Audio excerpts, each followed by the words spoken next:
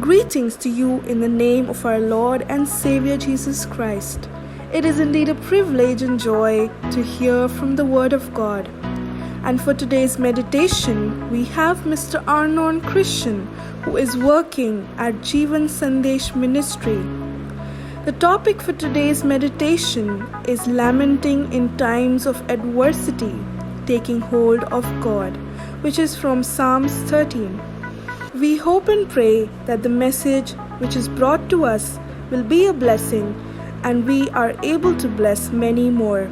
May God bless us all. हमारे प्रभु और उद्धारकर्ता यीशु मसीह के नाम से आप सभी को अभिवादन। ये हमारे लिए बहुत ही आनंद और सौभाग्य की बात है कि आज हम परमेश्वर के वचन से सुने और हमारे बीच परमेश्वर का वचन मिस्टर अर्नोन क्रिश्चियन लेकर आएंगे, जो जीवन संदेश मिनिस्ट्रीज के साथ सेवा कर रहे हैं। आज के संदेश का शीर्षक मुश्किल समयों में विलाप करना, परमेश्वर को थामे रहना है, जो भजन संहिता का 13 अध्याय में से लिया गया है। हम आशा करते हैं और प्रार्थना करते हैं कि आज का संदेश आप सभी के लिए आशीष का कारण होगा। परमेश्वर आप सभी को आशीष दे। Greetings to you all in the name of our Lord and Savior Jesus Christ. हमारे प्रभु और उद्धारकर्ता यीशु मसीह के नाम में हम आप सभी का अभिवादन करते हैं। First of all, I want to thank our God for giving me this opportunity to preach from His Word. I think it's only His grace through that I am able to do this. और सबसे पहले मैं प्रथम परमेश्वर का धन्यवाद करना चाहता हूँ, क्योंकि मैं जानता हूँ केवल और केवल उनकी कृपा से ही मैं यहाँ पर प्रभु का वचन बांटने पा रहा हूँ। I also want to thank all the students behind Dauntless Pulpit for giving me this opportunity. और डॉन्टलेस पुलपिट की पूरी टीम का भी मैं धन्यवाद करना चाहता हूँ, जिन्होंने मुझे यह अवसर प्रदान किया। Before we go into the Word of God, let's look to the Lord in prayer.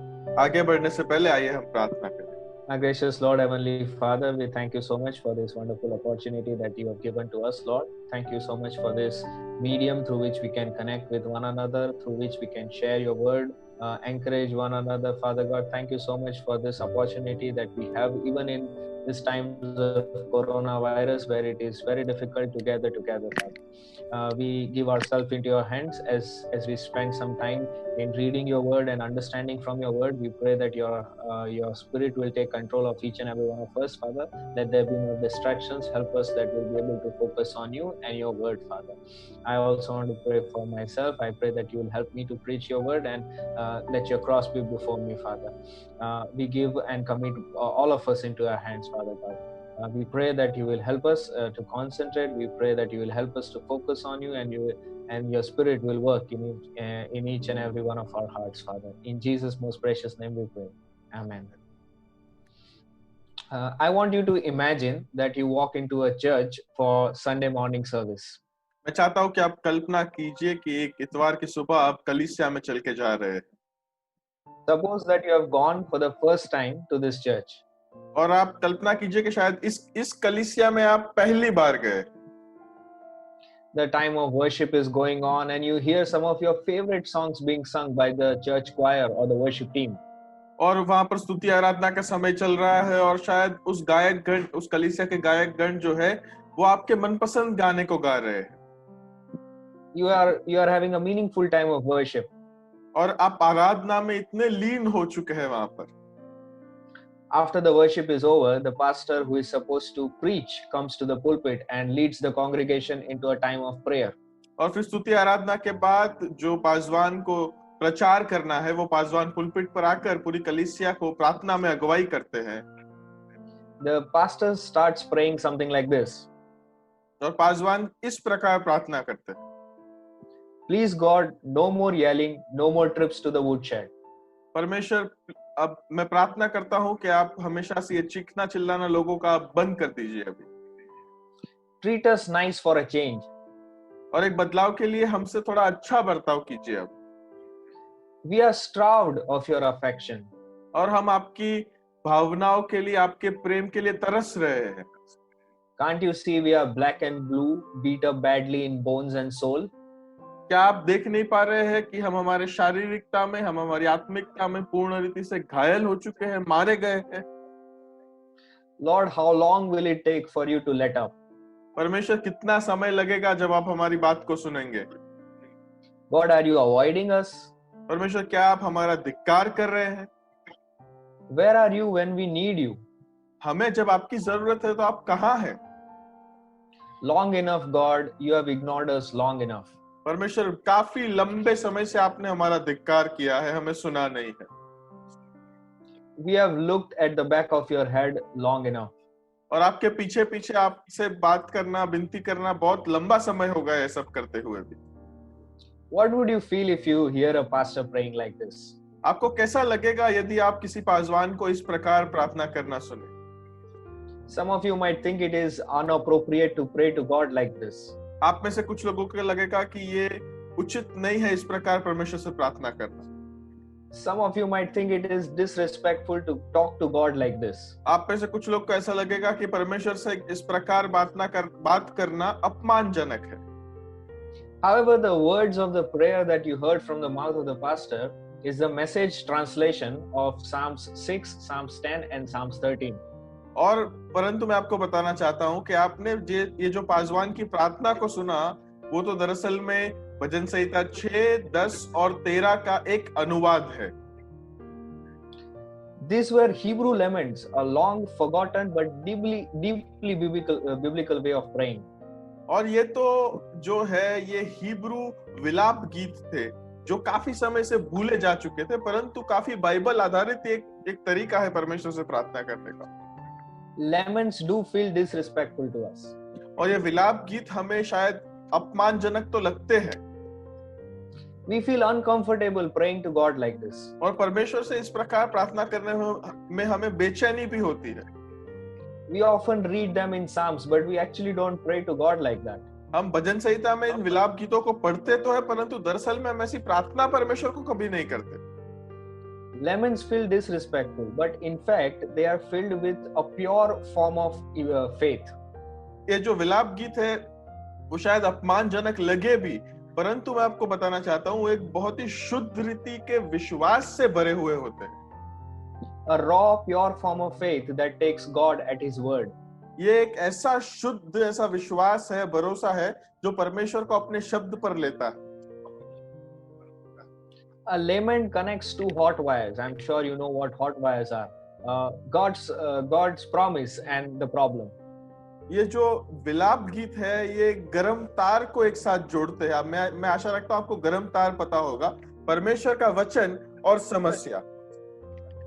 In fact, in Jeremiah chapter 2 verses 5 to 8, we see that God is upset because Israelites are not lamenting before God anymore.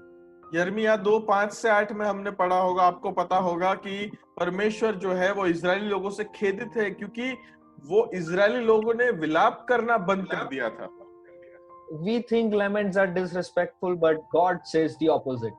हम बोलते हैं कि विलाप गीत अपमानजनक है, परंतु परमेश्वर के लिए वो पूरा उल्टा है। Lamenting shows that you are connected to God with a living, vibrant faith. और ये विलाप करना ये बताता है कि आप परमेश्वर के साथ बहुत ही जीवित और सक्रिय ऐसे विश्वास में जुड़े हुए हैं। The ancient Israelites did not just pray laments, they even sang laments. और पुरातन काल के जो इजरायली लोग थे, इन्होंने विलाप के प्रार्थना नहीं की, परंतु उन्होंने विलाप के गीत भी गाए।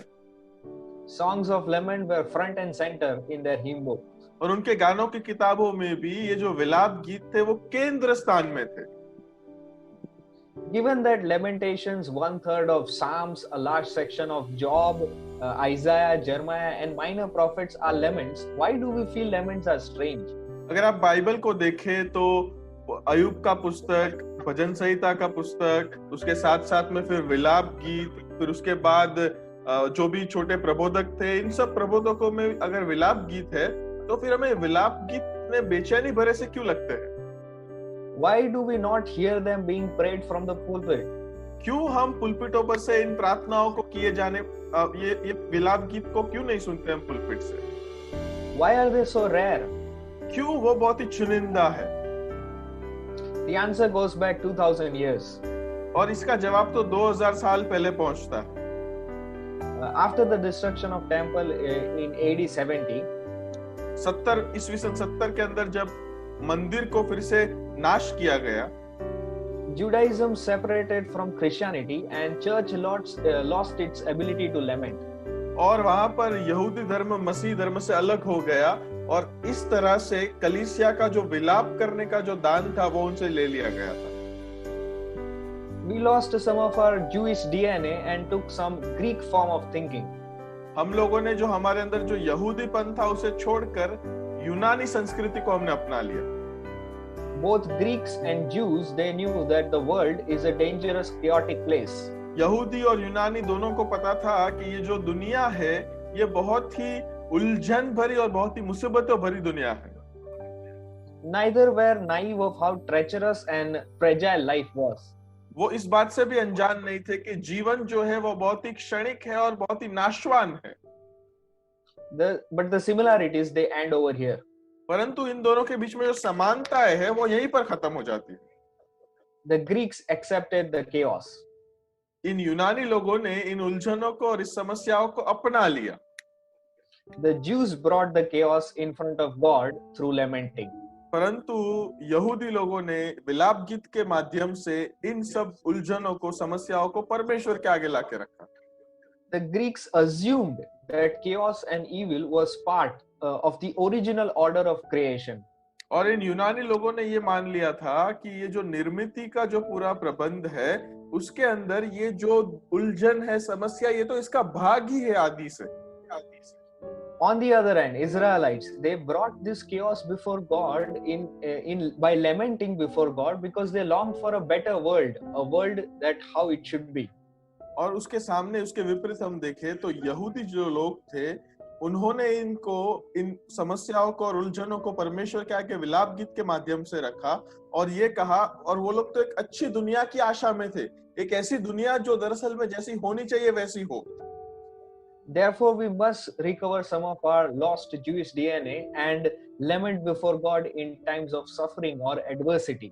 और इसीलिए हमें हमारे यहूदीपन को फिर से स्वीकारने की जरूरत है और परमेश्वर के सामने दुख के समय में, विकट समयों के अंदर विलाप करने की जरूरत है। But how do we do it? परंतु हम ये कैसे करें? We can learn how to lament before God by analyzing one of the laments that is found in the Old Testament. और हम इस बात को सीख सकते हैं अगर हम पुराने नियम में एक जो विलाप गीत है उसका हम अध्ययन करें। Let us turn our Bibles to Psalm 13. आइए हम भजन संहिता 13 को खोलें। There is no information in the Psalm or in the event of David which can tell us what the Psalm reflects. और कोई भी प्रकार की सूचना हमें इस भजन संहिता के इस भजन के बारे में नहीं दी गई है, या फिर दाऊद के जीवन में भी इस बारे में कुछ नहीं लिखा गया है कि ये गीत कौन से परिस्थिति में कौन से प्रसंग के लिए है। There would be many occasions in the lifetime of David where he was surrounded by enemies and felt abandoned by God and cried out to him for help.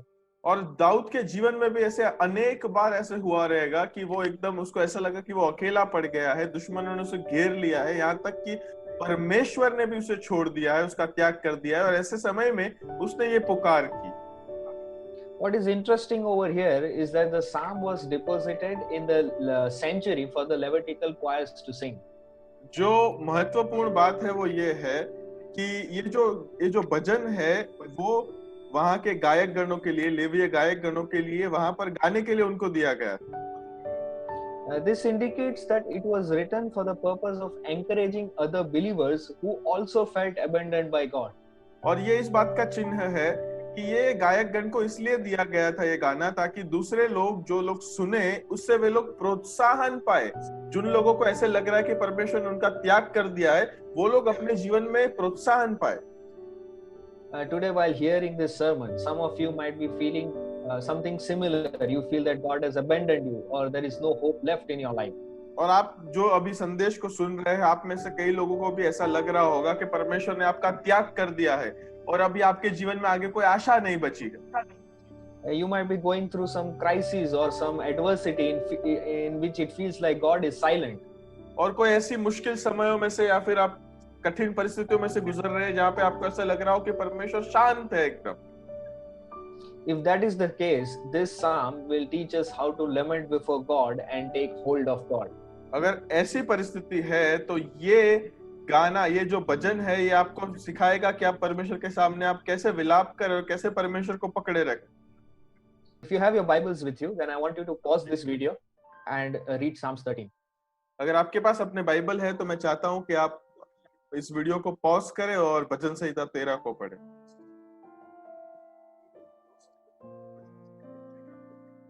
I hope all of you would have read Psalms 13. मैं आशा रखता हूं कि आप में से सब लोगों ने इस भजन संहिता को पढ़ा होगा। The first two verses in this psalm gives us the first element of a lament. और इस भजन की जो पहली दो आयत है वो विलाप करने के लिए पहली दो महत्वपूर्ण चीजों को हमें सिखाता है। The first thing is bring your complaint to God. सबसे पहली बात कि अपनी शिकायतों को परमेश्वर के सामने लाओ। One of the most distinctive features of this psalm is the expression how long. और इस भजन संहिता का सबसे अलग और अलग ऐसा जो व्याख्यान है या फिर बोल है वो ये है कि परमेश्वर कब तक। When literally translated from Hebrew, it means until when. और जब हिब्रू भाषा में से जब इसका भाषांतर किया जाता है तो वहां पर साफ साफ है कि कब तक, आखिर कब तक। 4 times in these 2 verses we see that the psalmist is crying out to the Lord and asking how long. और इस दोनों आयतों को हम पढ़े तो इस दोनों आयतों के अंदर भजन का जो रचयिता है वो 4 बार परमेश्वर से पूछता है कि कब तक, आखिर कब तक। This shows that the psalmist is being oppressed by enemies for quite some time. और ये तो for some reason God seemed to be distant and not answering his prayers. और यहाँ पर ऐसा भी लग रहा है शायद कि भजन का जो रचयिता है उससे परमेश्वर काफी समय से उसको सुन नहीं रहा है और शांत है और ऐसे परिस्थिति में से गुजर रहा है जिसमें उसको त्यागा हुआ ऐसे लग रहा है। This expression is a rhetorical question for which the psalmist does not want an answer. Rather, he wants to lament before God. और ये जो वो बात बताता है वो तो दरअसल में एक रचनात्मक प्रश्न है जिसके अंदर वो परमेश्वर से कोई जवाब नहीं चाहता है, परंतु वो केवल इतना चाहता है कि वो अपनी भावनाओं को उसके सामने व्यक्त करे। This question is followed by another rhetorical question. Will you forget me forever? और इसके बाद दूसरा एक रचनात्मक प्रश्न वहां पर लिखा है कि क्या तू मुझे सदैव भूल जाएगा? The word forget over here, it refers to not answering his prayer rather than the mental loss of recollection. और यहाँ पर ये जो मुझे भूल जाने की जो बात है वो केवल और केवल इतनी बात है कि उसकी प्रार्थना को वो सुन नहीं रहे हैं और दरअसल में मानसिक रूप से उसको सचमुच में भूल जाए ऐसी बात नहीं है। When God remembers someone, it means that he acts on their behalf. जब परमेश्वर किसी को याद रखता है इसका मतलब ये है कि वो उसके बदले में कार्य करता है। When God forgets someone, it means that he has not come to their aid. और जब परमेश्वर किसी को भूल जाता है इसका मतलब ये है कि परमेश्वर उसकी मदद को नहीं आया है। To the psalmist, it feels like God is not answering his prayer and he's wondering if this would ever change, and that is why he uses the word forever.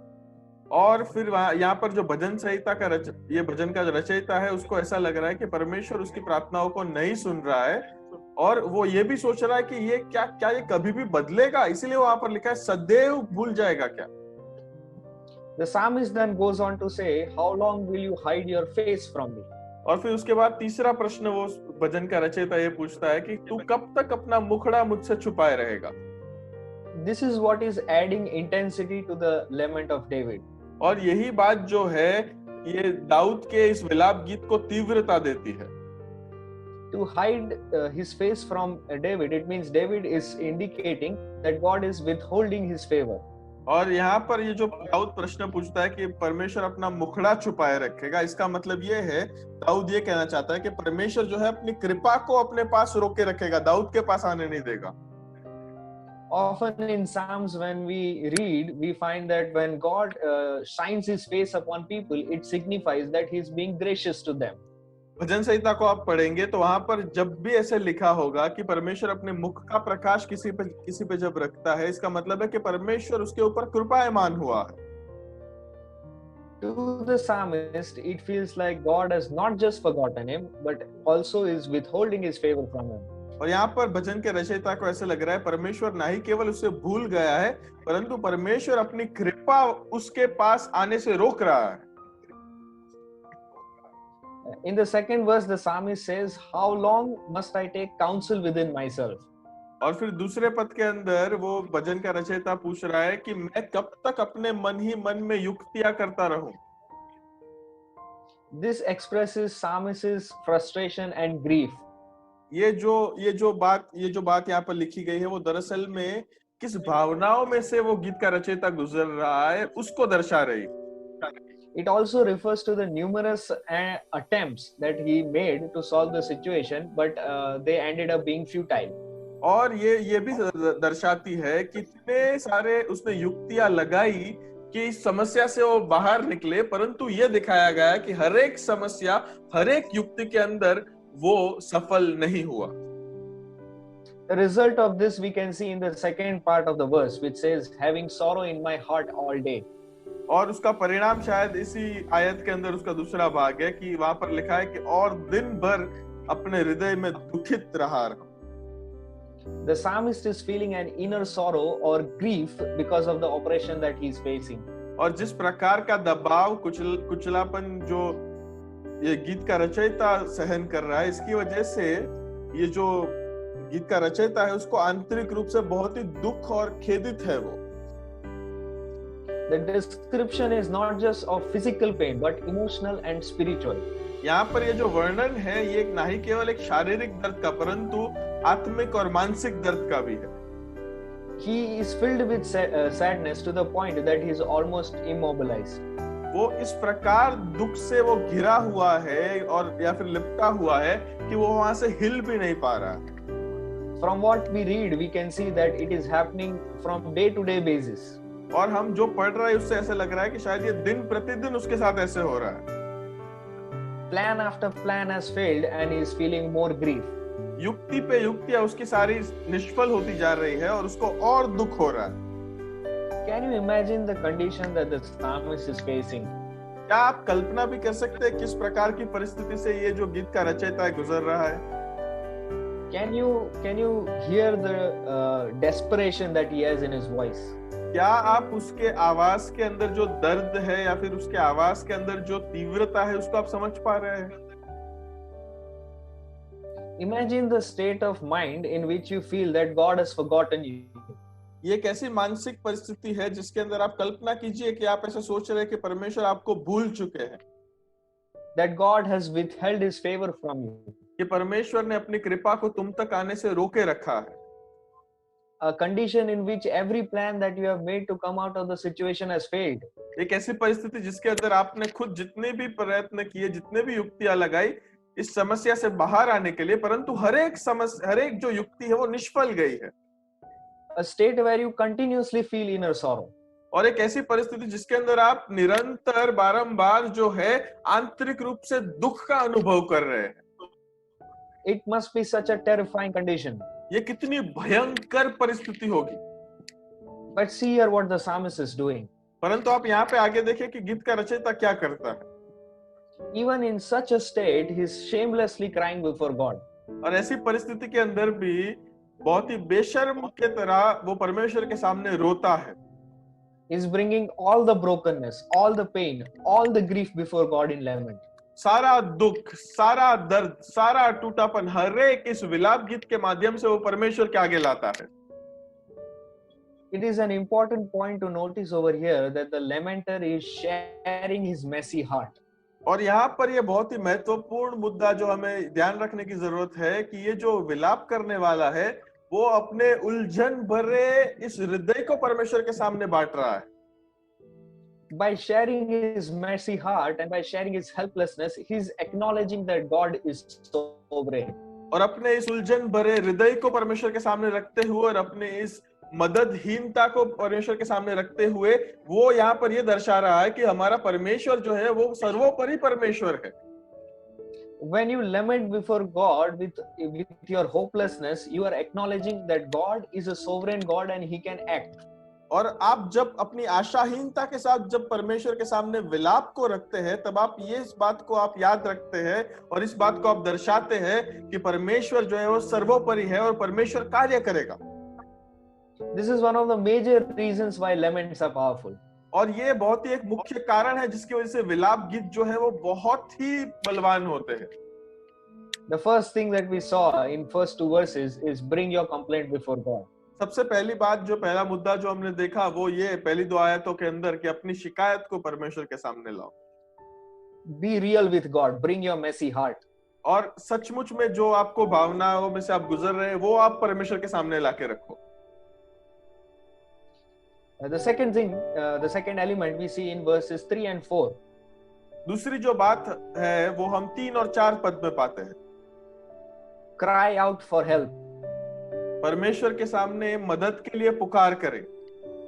In verses 3 and 4, we see that David is crying out to God and asking him for help, urging him that if he does not answer his prayer, that would result in his death. और 3 और 4 पद के अंदर हम पाते हैं कि ये जो दाऊद भक्त है वो परमेश्वर के सामने मदद की याचना करता है और इस प्रकार उससे विनंती करता है और कहता है कि यदि परमेश्वर ने अगर मदद न की तो उसका मृत्यु हो जाएगा। Verses 3 and 4 is the petition part of this lament. और 3 और 4 जो है वो दाऊद की प्रार्थना की विनंती है परमेश्वर के सामने इस भजन के अंदर। These verses record David's appeal to God. ये जो 2 आयत है वो दाऊद जिस प्रकार की दलील परमेश्वर के सामने कर रहा है वो रखता है। And this appeal is exemplary and even instructive for all of us, all the believers who are facing life-threatening situations. और ये जो दलील है, ये जो प्रार्थना की विनंती है, वो हर एक विश्वासी के लिए, हर एक मसीही के लिए एक नमूना समान है और एक सूचना समान है। जो लोग अपने जीवन के अंदर इस प्रकार के टूटेपन से, इस प्रकार के दुख और विकट समय से गुजर रहे हैं।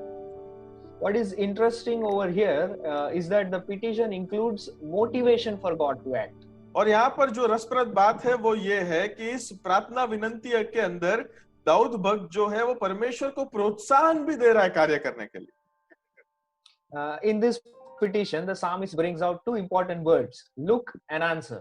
और यहाँ पर इस विनंती के अंदर जो गीत करता है वो 2 महत्वपूर्ण चीजों को बातों को सामने रखता है कि पहली बात तो देखो और जवाब दो।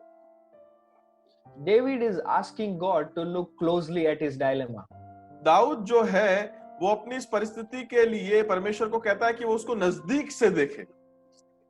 In reality, God does not have to look at his situation. God already knows. दरअसल में सच्चाई में तो परमेश्वर को किसी भी परिस्थिति को देखने की जरूरत नहीं है, परमेश्वर को तो परिस्थिति पता ही है। But this request looks natural because before in the first and 2 verses we saw that David feels that God has forgotten him and God has hidden his face from him. और ये जो विनंती है या फिर ये जो बात है वो बहुत ही स्वाभाविक है क्योंकि आगे की पदों में हमने देखा कि उस दाऊद भक्त को ऐसा लग रहा है कि परमेश्वर उसे भूल गया है या फिर परमेश्वर ने अपना मुखड़ा उससे छुपा लिया है। So the first thing David said is look, and then he says answer. और इसलिए पहली बात जो दाऊद कहता है वो है कि देखो और दूसरी बात कि जवाब दो। The word answer here is in an imperative and the imperative underscores the urgency of the request. और यहाँ पर उत्तर दो जो है यहाँ पर एक आज्ञात्मक भाषा में लिखा है और ये इस परिस्थिति की तात्कालीनता को दिखाता है। It is calling for an immediate action. ये तो एकदम तात्कालिक असर से ऐसी कोई कार्य किया जाए ऐसी बात को यहाँ पर दर्शा रहा है। It is interesting over here that when David is asking God to help him, he's not using the word Elohim for God, rather he's saying Yahweh my God.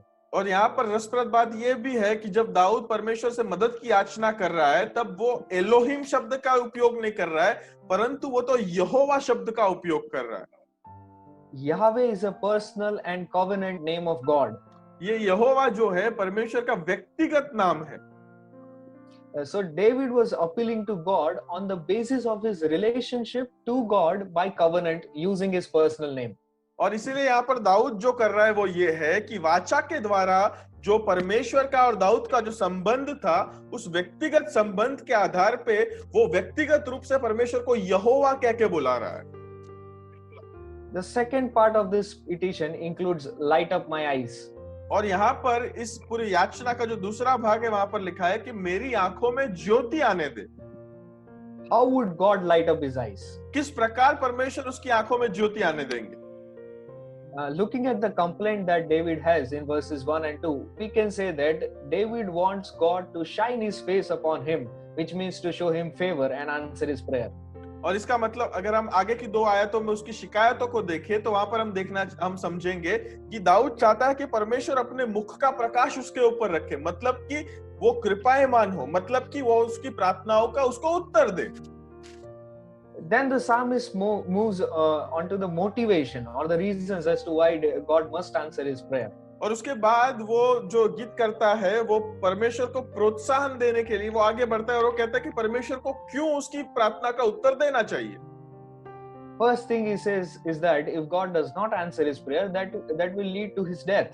सबसे पहली बात वो कहता है कि अगर परमेश्वर उसकी प्रार्थना का उत्तर नहीं देगा तो उसको मृत्यु आ जाएगी। According to Hans Steinberg, के अनुसार the psalmist represents himself as a dying man, as one already half gone. और यहाँ पर जो गीत करता है वो अपने आप को एक मरते हुए मनुष्य के तौर पे वो दर्शा रहा है, एक अधमूए मनुष्य के तौर पे वो बता रहा है। Who will soon be wholly overwhelmed with the darkness of death if the Lord does not give him new power of life. जो अंधकार की शक्तियों के अंदर वो पूर्ण रीति से मृत्यु हो जाएगा उसका, यदि अगर परमेश्वर ने उसके जीवन में उसका प्रकाश नहीं दिया तो। So the first motivation is if God does not help him, it will lead to his death. सबसे पहला प्रोत्साहन जो है वो ये है कि यदि परमेश्वर अगर मदद नहीं करेगा तो उसका मृत्यु आएगी। Second motivation he says is that if God does not deliver him, the enemy would say something like this, that I have prevailed over him. और अगर परमेश्वर, दूसरी बात जो दूसरा प्रोत्साहन है वो ये है कि यदि परमेश्वर उसकी प्रार्थना का उत्तर नहीं देगा तो उसको ये डर है कि ऐसा ना हो कि मेरा शत्रु कहे कि मैं उस पर प्रबल हो गया। It would be a victory not just on David but also over his faith. और ये तो शायद दाऊद के ऊपर सिर्फ उसका विजय नहीं होगा शत्रु का, परंतु दाऊद के विश्वास के ऊपर भी एक विजय होगा। What we can see over here is David is being real with God. यहाँ पर हम जो देख रहे हैं वो केवल इतना है कि दाऊद जो है वो परमेश्वर के सामने अपनी सच्ची भावनाओं को प्रकट कर रहा है। He's not just bringing his hopeless situation before God, but he's also bringing his raw feelings and unfiltered emotions before him.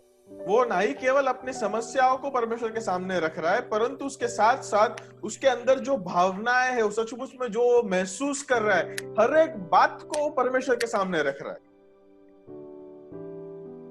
He feels that God has forgotten him, that God is hiding his face from him, but he's not letting this feeling turn into bitterness. उसको ऐसा लग रहा है कि परमेश्वर उसको भूल गया या फिर परमेश्वर ने अपना मुखड़ा उससे छुपा लिया है, परंतु वो इन भावनाओं को कड़वास में परिवर्तित नहीं कर रहा है। Rather is bringing all these raw emotions before God and he's taking hold of God. और उसके बदले वो जो कर रहा है वो ये है कि इन सब भावनाओं को परमेश्वर के सामने ला के रख के वो परमेश्वर को पकड़े रह रहा है। He's asking God to act. वो परमेश्वर को कह रहा है कि वो कार्य करे। He's bringing all his brokenness and desperation before God, just like the persistent widow that we see in Luke chapter 18. और लूक 18 के अंदर जिस विधवा के उदाहरण को हम देखते हैं, उसी प्रकार यहाँ पे दाऊद जो कर रहा है वो बारंबार परमेश्वर के आगे आकर जिद कर रहा है, परमेश्वर के आगे आकर उनको आग्रह से विनंती कर रहा है वो। So the first thing is bring your complaint before God. इसलिए पहली बात है कि अपनी शिकायतों को परमेश्वर के सामने लाओ। Second thing is cry out for help. दूसरी बात की मदद के लिए पुकार करो। And now in verse 5 you see the third thing, that is display your trust in God. और तीसरी बात ये है कि 5वें पद में लिखा है जिस प्रकार से कि अपने परमेश्वर के पर के भरोसे को आप प्रदर्शित करो। The final two verses, they have a completely different tone to them. और आखिरी दो पदों में, आखिरी दो आयतों के अंदर हम अगर पढ़ेंगे तो पता चलेगा कि उसकी आवाज या फिर उसके लिखने की रीति संपूर्ण रीति से अलग है। Up to this point, that psalmist's words have been urgent and anxious. It's a cry of an afflicted soul. अब तक जो है, जो गीतकर्ता की आवाज थी या फिर गीतकर्ता के जो शब्द थे, वो बहुत ही तात्कालिक परिस्थिति के अंदर थे, जहां पर उसका जो आत्मा, जिसको दर्द हुआ है, जिसको मार पड़ा है, उस आत्मा के वर्णन को वहां पर वो कर रहा था। Now his words are confident of God's deliverance, not just the deliverance, but also his own praise for that deliverance. और अब जो उसके शब्द है वो परमेश्वर के छुटकारे के बारे में है, उसकी खातिर के बारे में, परंतु उतना ही नहीं, परंतु छुटकारे के बाद जो वो स्तुति करेगा उसकी भी खातिर के बारे में। In verse 5, David shows his confidence in the loyal love of God. 5वें पद के अंदर दाऊद जो है परमेश्वर के वफादार प्रेम के बारे में अपना भरोसा दिखा रहा है। This loyal love of God is Lord's faithful covenant love for his people. और ये जो वफादार प्रेम है प्रभु का, वो तो परमेश्वर ने जो वाचा के समय अपने लोगों को पसंद किया था और प्रेम किया था, वो प्रेम है। It is very much possible at this time when David is showing his confidence in God's loyal love, he is remembering some of the past experiences that he had had with God and how God delivered him. और यहाँ पर जब दाऊद जो है परमेश्वर के वफादार प्रेम की बात कर रहा है अगर, तो ये बहुत ही संभव है कि इस समय दाऊद जो है अपने भूतकाल के सारे अनुभवों को फिर से याद कर रहा है और जिस तरह से परमेश्वर ने हर एक मुश्किल समय में से उसको निकाला था, उन परिस्थितियों को वो याद कर रहा है। This is exactly what Isaiah does when he is lamenting before God in Isaiah 63 and 64. और यशाया 63 और 64 में हम पाते हैं कि यशाया ने भी इसी प्रकार की बात को वहां पर लिखी गई है। Isaiah is lamenting for the condition of Israel. यशाया जो है वो इजराइल की परिस्थिति के लिए विलाप कर रहा है। In Isaiah 64 verse 1, Isaiah says, "Oh, that you would rend the heavens and come down." और वहां पर यशाया 64:1 में लिखा है कि परमेश्वर तू स्वर्ग को छोड़कर कब नीचे आ जाएगा। In the middle of his lament, Isaiah remembers how God delivered the Israelites under Moses and how God met them at Mount Sinai. और इस विलाप गीत के मध्य में वो याद कर रहा है किस प्रकार से परमेश्वर ने इजराइल को मिस्र से छुड़ाया था मूसा के द्वारा, और फिर किस प्रकार से सिनाई पर्वत के ऊपर उनके साथ मुलाकात की थी। His confidence comes from the fact that God's love is a loyal love which flows through his character. और ये जो उसका भरोसा है वो इस बात से आता है कि परमेश्वर का चारित्र जो है वो वफादार प्रेम का चारित्र है। A character that is constant in nature. ये एक ऐसा चारित्र है जो कभी ना बदलता है। God has acted before, he can act now, and therefore he's pleading to God that God please act and do it again. परमेश्वर ने आगे भी कार्य किया है, परमेश्वर अब भी कार्य कर सकता है, इसीलिए वो परमेश्वर से विनती कर रहा है कि परमेश्वर कार्य करे। David, just like Isaiah, is pleading before God, but he's also showing his confidence in God's loyal love. यहाँ पर दाऊद भी यशाया के समान परमेश्वर से विनती कर रहा है और वो परमेश्वर के उस वफादार प्रेम की यहाँ पर भरोसे की बात कर रहा है। It is important that while we are lamenting before God and taking hold of God to act, we display our trust in God and His loyal love. ये बहुत ही महत्वपूर्ण है कि जब हम विलाप गीत करते हैं, जब हमारी भावनाओं को परमेश्वर के सामने रखते हैं, तब हम उसके साथ साथ हमारा जो परमेश्वर के पर का जो प्रेम है उसे प्रदर्शित करें और परमेश्वर का जो वफादार प्रेम है उसे हम याद रखें। What happens when you display your trust in God? क्या होता है जब आप अपने भरोसे को, परमेश्वर के भरोसे को आप प्रदर्शित करते हैं? When you are displaying your trust in God, you are basically submitting before Him. जब आप अपने भरोसे को प्रदर्शित करते हैं, इसका मतलब है कि आप परमेश्वर से अधीन होते हैं। You are acknowledging that God is a good God and He will act. आप इस बात को यहाँ पर याद कर रहे हैं, दर्शा रहे हैं कि हमारा प्रभु जो है वो भला प्रभु है और वो कार्य करेगा ही।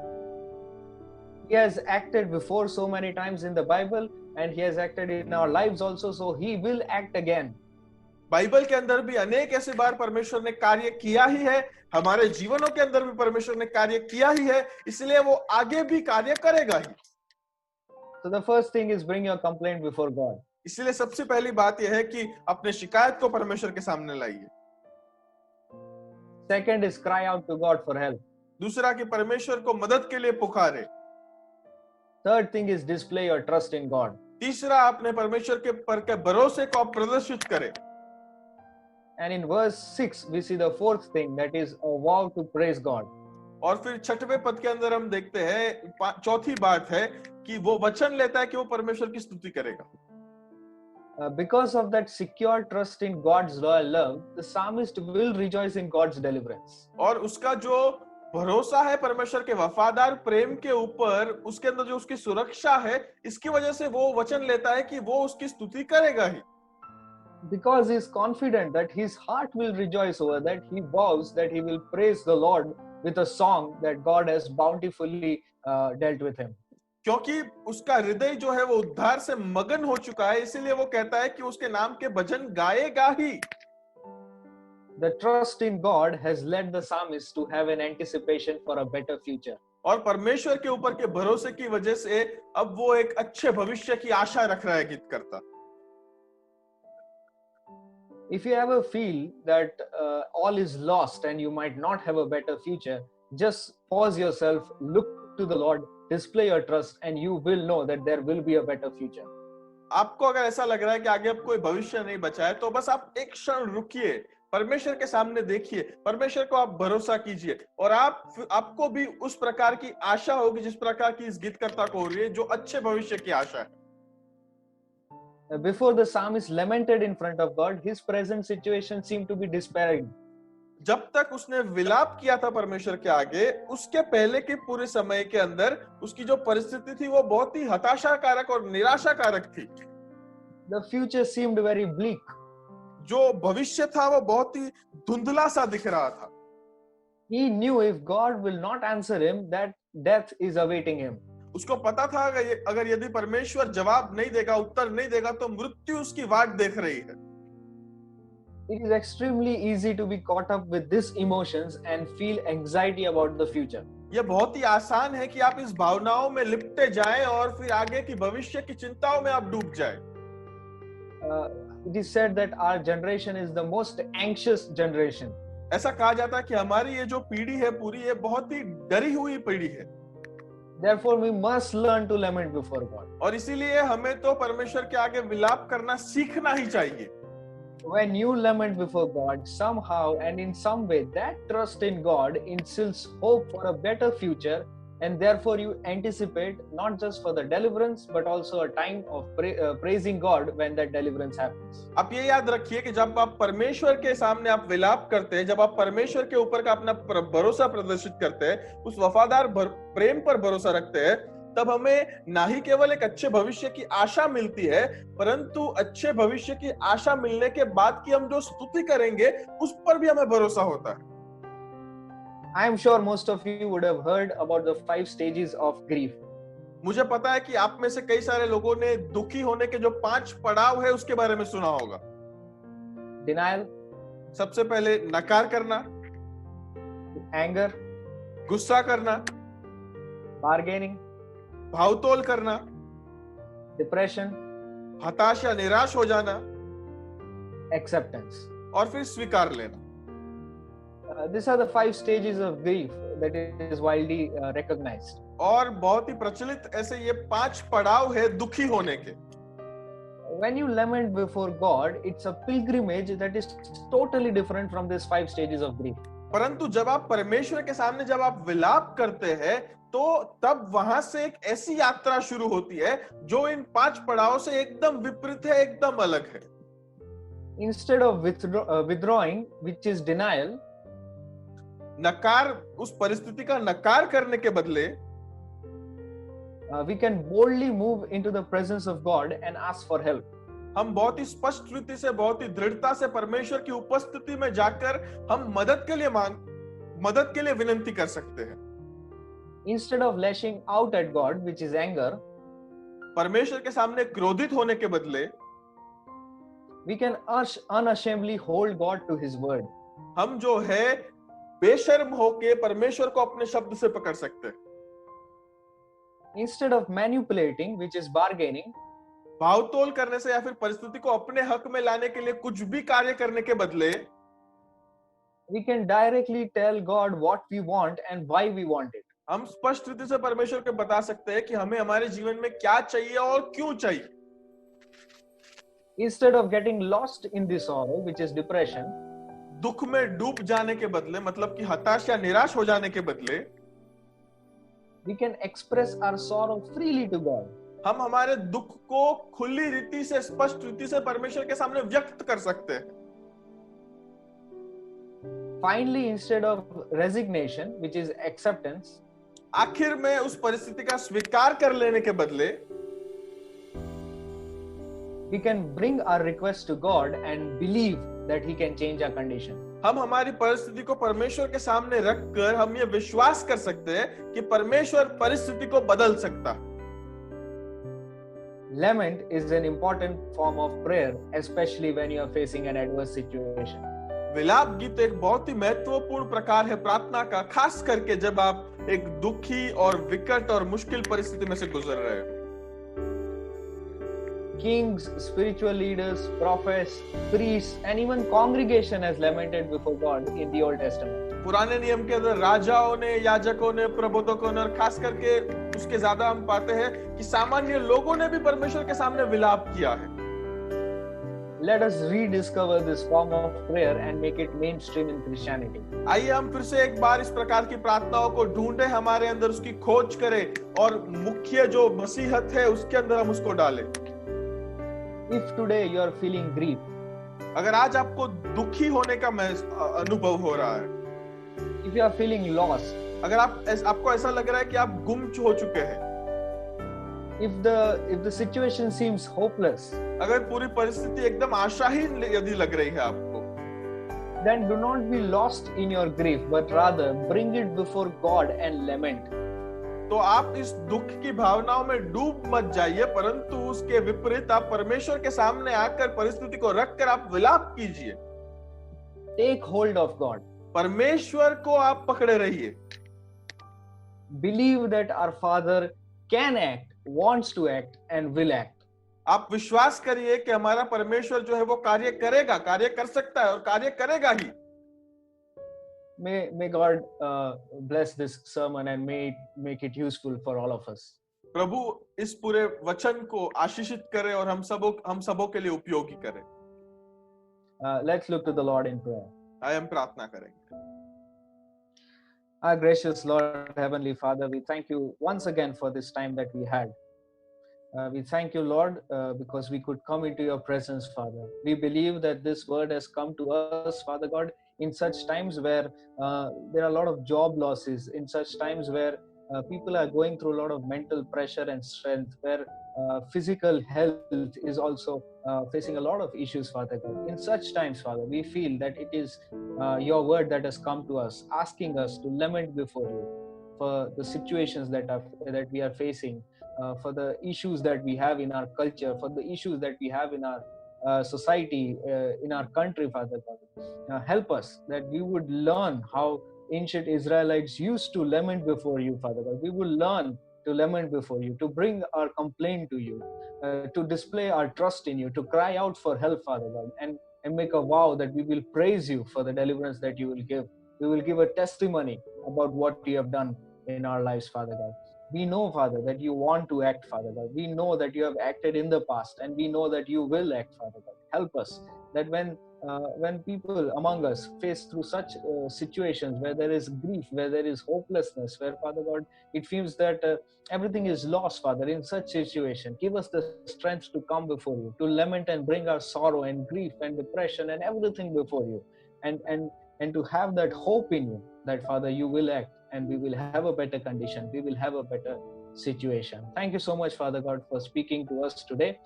Help us to act on it and live it in our lives, Father God. We surrender our lives once again into your hands. We give everything into your hands. We pray that you will take care of us, the present situation that we are going through, Father God. We pray that you will act and we will have a better situation in the future. In Jesus' most precious name we pray. Amen. May God be gracious to us, bless us, and make his face shine upon us.